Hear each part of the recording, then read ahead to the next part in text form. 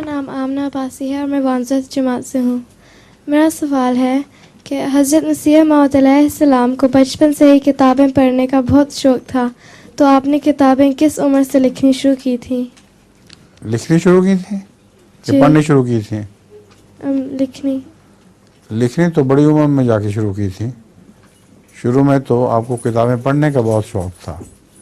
دنیا کے جتنے مذاہب ہیں سب کا آپ نے مطالعہ کیا، اور ان کے جواب میں جو پہلی کتاب بڑی عمر میں لکھنی شروع کی ہے وہ براہین احمدیہ تھی، یعنی حضرت مسیح موعود علیہ السلام کے دلائل، اور اس کی وجہ سے شور پڑ گیا سارے، اور بہت سے آریوں کو اس کا جواب نہ بن پڑا تو انہوں نے گالیاں دینی شروع کی۔